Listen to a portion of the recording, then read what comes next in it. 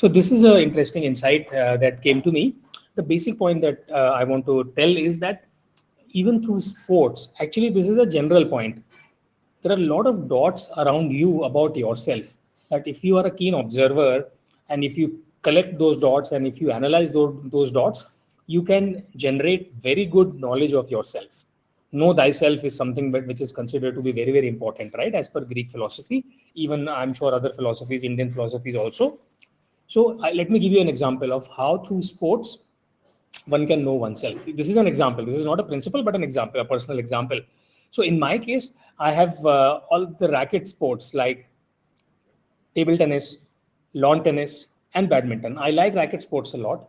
However, what I have seen is that the kind of passion and attachment and craziness that lawn tennis brings in me, table tennis and badminton are not able to bring, despite the fact that I have played badminton for the most amount of time and I'm the best relatively across these three sports. I am the best in badminton because I have from childhood, I have played badminton because lawn tennis is not easy. Don't get rackets and courts easily when I was a kid.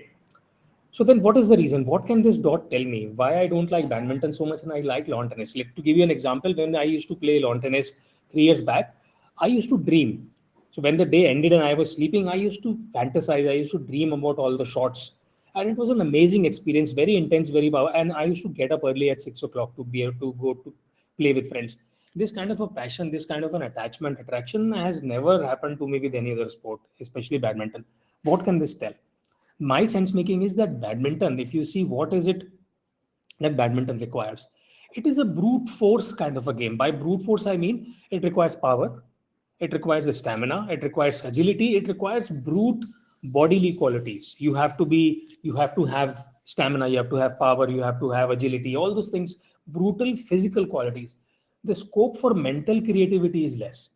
And you might say that no, badminton deception is there. You can play the game of deception, right? That is mental creativity. But that also, there is a nuance. That creativity is basically based on deceiving the other person, deceiving the mind of other person. It's not based on the creativity of the domain itself. To make this more tangible, let me talk about tennis.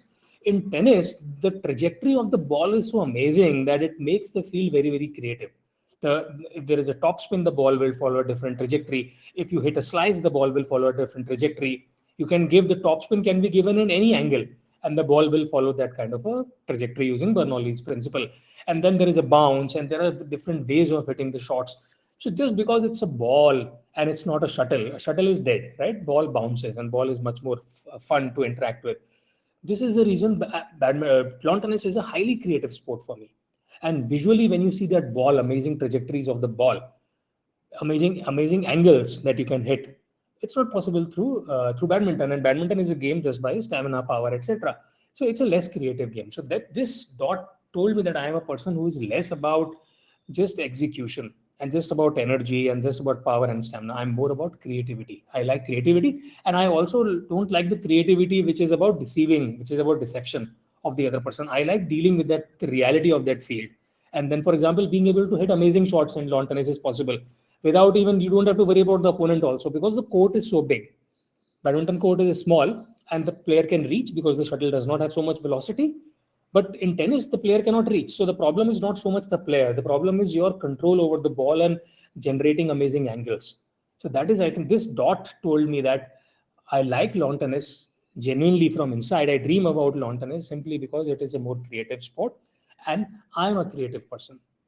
Now, when it comes to table tennis is also the top spin, the trajectory is even more amazing in table tennis, but it's just too easy because it's a little ball, it's a lighter ball, and the ground is the ground to play is also limited.